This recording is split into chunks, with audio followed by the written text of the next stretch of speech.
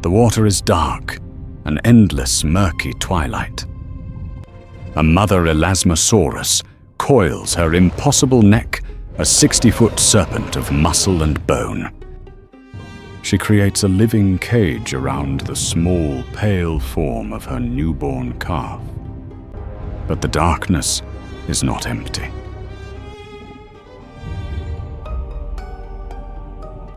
From the gloom, 2 points of light resolve into dead black eyes. The Ginsu shark, Cretoxyrhina. It has come for the weak. Chapter 1. The Serpent Sea.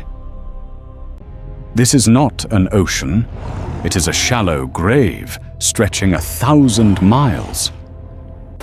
The Western Interior Seaway, a temperate, deceptive trap. There is no deep to hide in, only a crushing ceiling and a floor of silt. The first rule is visibility. The water is a soup of chalk and sediment, a hunter's paradise. Attack can come from any direction, but it always comes from the gloom. The shark circles a grey ghost, testing the mother's defense. The second rule is endurance. The mother is a veteran. She is exhausted, and she is starving.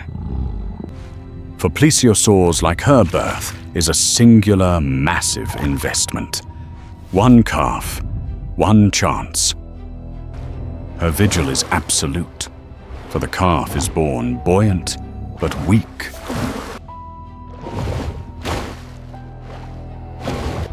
It cannot dive, it cannot flee, it can only be protected. This is a world of monsters. The shark is only an opportunist, a scavenger of the weak. But there are true gods in this water, rulers of the seaway. Tylosaurus, the apex Mosasaur, a 50-foot shadow with a skull built to ram and shatter. And Xiphactinus, the fanged bulldog fish, a torpedo of pure aggression. The Cretoxyrhina tests the perimeter, a flash of serrated teeth. The mother strikes not with her teeth, but with her body, a wall of muscle. She cannot kill it, she can only deter it. The shark, denied an easy meal, vanishes back into the murk, for now. Chapter 2. The Long Vigil. Days become weeks. The mother's hunger is a physical ache. She is a reptile. She can endure, but she cannot fast forever.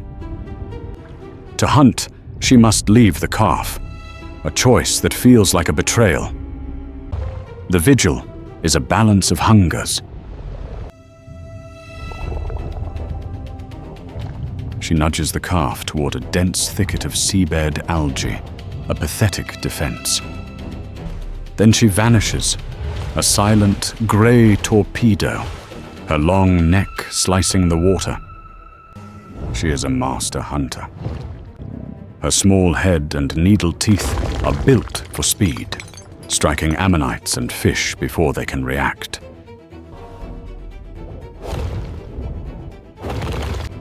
But every hunt is a race against time. The calf waits, alone in the sediment. It is utterly defenseless, a pale beacon in the dark. It knows only one thing, the scent of its mother, and the terror of her absence. She returns her hunger sated for now, and coils around her offspring. The vigil resumes. The seasons turn, the calf grows stronger. The local hunting grounds are depleted. They must move. They must cross the open channel, a kill zone, a highway for the apex. This is the territory of the great mosasaurs.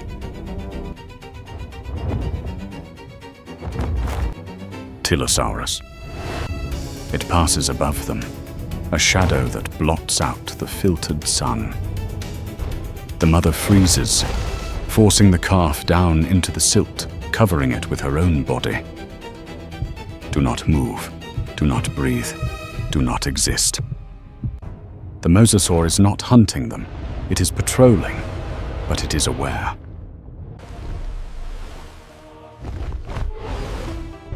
The mother knows this individual. It is the dominant ruler of this strait. The shadow passes. They wait for an hour before daring to move. The calf must learn. It is months old now, a clumsy, curious juvenile. She teaches it to strike, to snap its neck forward, a biological harpoon.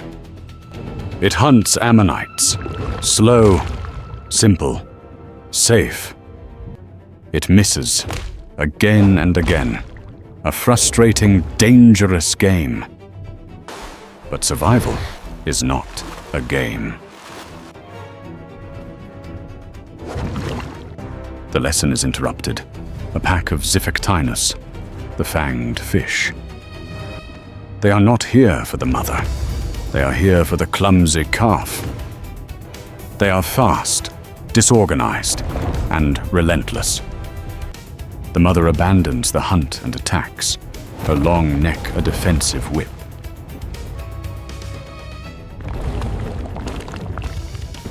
She drives them back, a flurry of teeth and chaos, and nudges her terrified calf to the surface and to escape. Chapter 3: The Price of Legacy. A year has passed. The calf is a subadult, nearly 30 feet long. It is sleek, fast, and a capable hunter. The mother's vigil is almost over.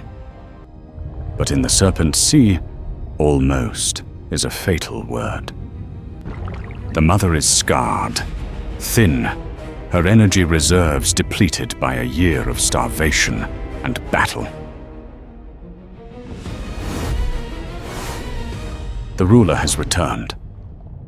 The great Tylosaurus, the Mosasaur from the channel, bursts from the gloom below. It is not an attack, it is an execution. It is aimed at the calf, the easier, more vulnerable target.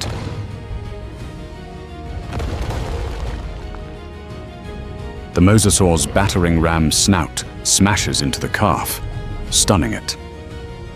The predator ignores the mother, a fatal miscalculation. The mother strikes, not in defense, but in pure, selfless rage. She becomes the serpent. She coils her 60-foot body around the Mosasaur's torso, a living constrictor.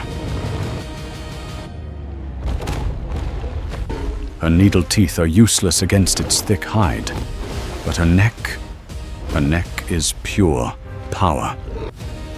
She cannot kill it, but she can hold it. The Mosasaur thrashes, twisting in her grip, its massive jaws snapping, inches from her. She holds, buying seconds, as the stunned calf recovers its senses.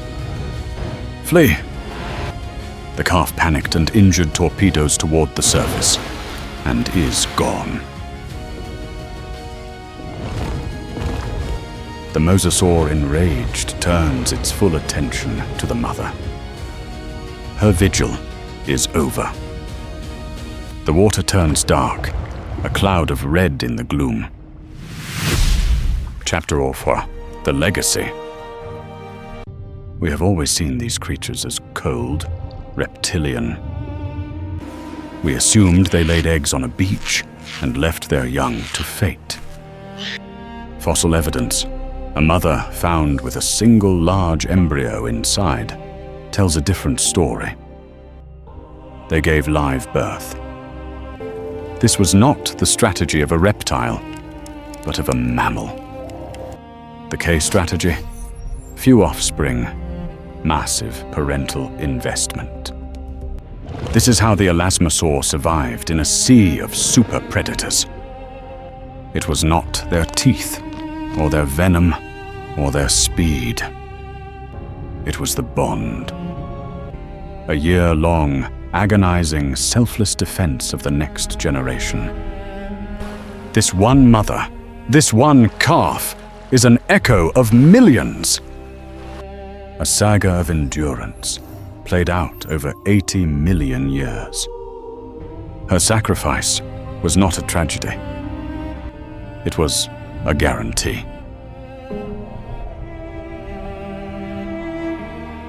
An echo of a forgotten sea. Today, when we look to the deep and see the protective bond of a humpback whale and her calf, are we watching something new, or are we watching an echo of this same ancient vigil?